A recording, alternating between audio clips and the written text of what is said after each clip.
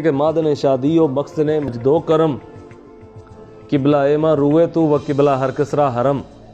اس کا ترجمہ یہ ہے کہ خوشی کی جگہ ہے اور احسان کا مقام ہے، سب کے لیے قبلہ ہے، میرے لیے قبلہ تیری صورت ہے۔ اس سے لوگوں نے یہ سمجھ لیا کہ شاید ماننے والوں نے، منکروں نے تو سمجھنا ہوتا ہے جو سمجھنا ہوتا ہے، ماننے والے تو سسٹم کو زیادہ خراب کرتے ہیں۔ ماننے والوں نے یہ سمجھ لیا کہ شاید یہ بات سب کے لیے ہو گئی ہے، نہیں، یہ دو لوگوں کے بیچ تھی۔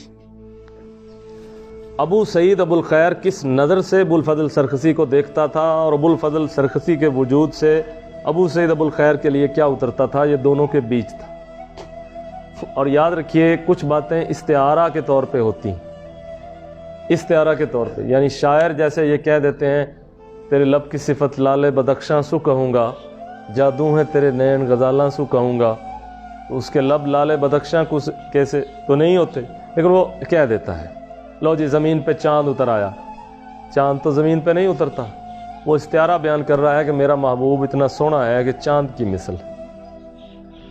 تو وہ جو ابو سعید ابو الخیر نے کہا ہے کہ قبلہ مروت و قبلہ ہر کسرا حرم، تو وہ حرم شریف کے مقابلے میں شیخ کی صورت نہیں لا رہے، وہ کہہ رہے ہیں کہ جتنا فائدہ لوگوں کو حرم کی زیارت میں ہوتا ہے، مجھے ابو الفضل سرخسی کے چہرے دیکھنے سے وہ فائدہ ہو جاتا ہے۔ اب بات تو وہ اس سینس میں کر رہے ہیں، لیکن بات نکل گئی، لکھی گئی، شائع ہو گئی، بعد میں لوگوں نے جب بات پڑھی تو دوسرے اینگل سے سمجھنا شروع کر دیا۔ بھائی جس کی بات آپ کر رہے ہیں پہلے اس شخص کا فہم، اس کا اینگل تو دیکھیں کہ وہ کس اعتبار سے بات کر رہا ہے، اس اعتبار سے سمجھیں گے تو بات کی سمجھ آئے گی۔ اس سے آگے ایک اور مسئلہ پھوٹ پڑا کہ لوگوں نے پیروں کی صورتوں میں خدا تلاش کرنا شروع کر دیا۔ ٹھیک ہے، خدا تو انہیں نہ ملا، نہ خدا ملا، نہ وصال صنم، نہ ادھر کے رہے نہ ادھر کے رہے، دونوں صحیح بیچارے رہ گئے۔ لا الہ الا ہی ولا الہ الا ومن یضلل اللہ فلن تجد لہ سبیلا۔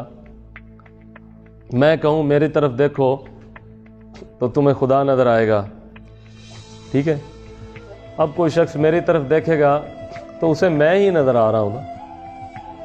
اچھا میں اسے پختہ کر دوں کہ میرا دیکھنا یوں ہی ہے جیسے خدا کا دیکھنا، وہ میری طرف دیکھتا رہے گا، اچھا وہ پکا ہو جائے گا۔ اس کے بعد جب میری صورت رہے گی نہیں تو کس کو دیکھے گا بتائیے؟ میں نے تو اس کو یہ تعلیم ہی نہیں دی کہ خدا صورتوں سے بڑا ہے۔ اگر میں اس کو یہ تعلیم دیتا، میرے جیسے ہزاروں آتے اور ہزار جاتے، اس کو پتہ ہوتا کہ خدا کی زیارت جلوہ گاہ میں بھی ہوتی ہے اور خدا کی زیارت جلوہ گاہ کے بغیر بھی ہوتی ہے۔ اس طرح سے پیری مریدی کے نظام میں یہ مسائل بعد میں پیدا ہو جاتے ہیں، ورنہ بزرگوں کی باتوں سے گمراہی نہیں پھیلتی، وہ تو ہدایت، سراسر ہدایت۔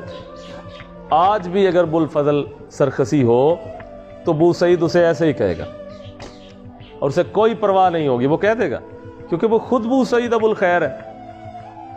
ایک ابو سعید ابو الخیر ابو الفضل سرخسی کو کہے کہ قبلہ مروت و قبلہ ہر کسرا حرم، تو یہ ٹھیک ہے، اور ایک عامی آدمی جس کی تو ابھی 5 نمازوں پہ بھی تسلی نہیں ہوئی بیچارے کی، وہ اگر کہے قبلہ مروت و قبلہ ہر کسرا حرم، اور اگر کسی سچے ابو الفضل سرخسی کو بھی کہہ دے تو وہ تھپڑ مارے گا، بے وقوف، پہلے ابو سعید ابو الخیر بن پھر یہ شعر پڑھنا۔ جب تو ابو سعید ابو الخیر بن جائے گا تو پھر تو یہ شعر کہے گا تو ہم کہیں گے تو سچا ہے، لیکن ابو سعید بننے سے پہلے تو اگر کسی سچے سرخسی کو بھی کہے گا کہ قبلہ مروت و قبلہ ہر کسرا حرم، تو وہ سچا سرخسی تیرے منہ پہ تھپڑ رسید کرے گا، جھوٹا، بڑوں کی باتیں چھوٹوں پہ اپلائی کرتا ہے۔ یہی ابو الفضل سرخسی تھے کہ ایک آدمی مراقبہ کر رہا تھا تو آپ نے جوتا اتارا اور اس کی گردن پہ مارا، اس نے کہا شیخ انا فی المراقبہ، میں تو مراقبہ میں تھا۔ آپ نے فرمایا مراقبہ اس کو لائق ہے جو 7 دن سے بھوکا ہو، پھر کسی کے قدموں کی آہٹ سنے تو اس کے دل میں خیال بھی نہ آئے کہ میرے لیے کھانا لا رہا ہے، خیال بھی نہ آئے کہ میرے لیے کھانا لا رہا ہے۔ یہ حالت اگر ہو تو مراقبہ ٹھیک ہے، پھر بسم اللہ کرو، لیکن یہ ایسے ہی مراقبوں میں پڑھ کے خود بھی جاؤ گے، دوسروں کو بھی بہکاؤ گے۔ یاد رکھو یہ ولایت کا رستہ جتنا دلکش و لذیذ نظر آتا ہے ویسا ہے نہیں، یہ بڑا پرخطر ہے۔ یہاں استاد کے بغیر بھی نہیں جا سکتے اور یہاں فضل کے بغیر بھی نہیں چل سکتے۔ اب تو عام دعوت ہے مراقبوں کی، اور خیر ہر مذہب میں ہے، عیسائی بھی کراتے ہیں، بدھ مت بھی، ہندو بھی کراتے ہیں، اور ان سے کچھ نہ کچھ ان کے اندر کچھ کمالات بھی پیدا ہو جاتے ہیں۔ آپ اگر کسی ہندو پنڈت جو ان کے جوگی شوگی ہیں ان کو بھی دیکھیں تو وہ پانی کے اوپر بیٹھ جاتے ہیں۔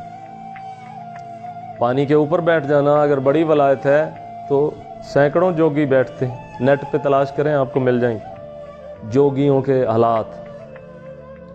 پانی کے اوپر بیٹھے، ریئل ویڈیوز بنی ہوئی، ریئل ایڈیٹنگ نہیں ہے، پانی کے اوپر بیٹھے ہیں، ڈوب ہی نہیں رہے، ایک جگہ سے دوسری جگہ ہو جاتے ہیں۔ اتنے وسیع کاروبار ہے یہ کہ بڑا مشکل ہوتا ہے سمجھنا کہ ڈنڈی کہاں پہ ماری جا رہی یہ بڑا مشکل ہوتا ہے۔ خیر ابو سعید ابو الخیر اور ابو الحسن سر خرقانی دونوں کی قبروں پر خدا مزید برکتیں اتارے۔ ایک جگہ یہ دونوں جا کے جمع ہو جاتے ہیں، اور وہ جگہ جہاں دونوں سلسلے جمع ہوتے ہیں کتنی برکت ہوگی کہ ایک مظاہر کے اندر خدا کا جلوے کو دیکھتا ہے، دوسرا مظاہر سے دور ہو کے خدا کے جلوے کو محسوس کرتا ہے۔ یعنی وجود، وحدت الوجود اور وحدت الشہود کو جس جگہ جا کر جمع کیا ہے اس جگہ کا نام ہے ابو سعید ابو الخیر اور ابو الحسن سرخسی، ابو الفضل سرخسی، ابو الحسن خرقانی، ایک استاد اور اس کے دو شاگرد، ایک چشتیہ کا امام بنا اور ایک نقش بندیہ کا۔ اس کے باوجود بھی عاجزی دیکھیں تو کمال کی ہے دونوں کی۔ ابو سعید ابو الخیر کی مجلس میں ایک شخص کے دل میں خیال آیا کہ میرے پیر جیسا اس وقت کوئی نہیں ہے۔ اگرچہ یہ بات بھی بعض روحانی مراتب میں خود ہی سمجھنی پڑتی ہے، فیض بھی اس صورت میں ہی ملتا ہے، لیکن جب آپ دوسروں کو گھٹانے کے حساب سے دیکھیں گے تو یہ ان بزرگوں کو پسند نہیں۔ تو حضرت اس کے خیال پر مطلع ہوئے اور آپ نے فرمایا مختصر ملک ہے، ابو سعید سے 1000 آتے اور 1000 جاتے۔ کیوں فرمایا؟ اس لیے فرمایا کہ مجھ سے سب سے زیادہ محبت کرے گا، چاہے گا میرے جیسا کسی کو نہیں سمجھے گا، فیض پائے گا، لیکن اگر اس کام کو کرتے کرتے کسی کو گھٹائے گا تو بجائے فیض پانے کے محروم ہو جائے گا۔